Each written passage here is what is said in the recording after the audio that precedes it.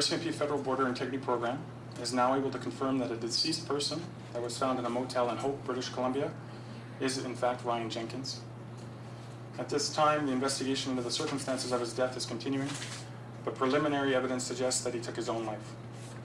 Any further details will not be released at this time, as the investigation remains in its infancy.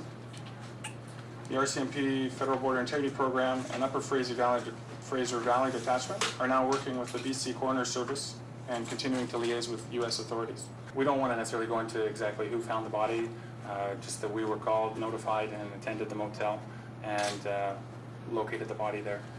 And so what happens with the investigation at this point?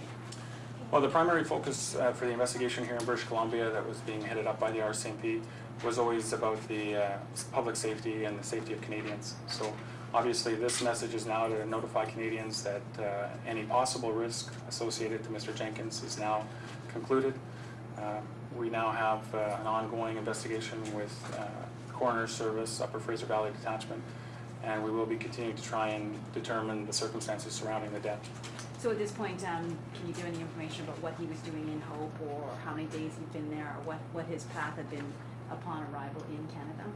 No, and I think that's one of the focuses, and that's some of the legwork that we will still have to do, and that's part of our investigation that will carry on from this point, is to try and determine exactly how he came to be in that motel room and the circumstances of that when he became deceased.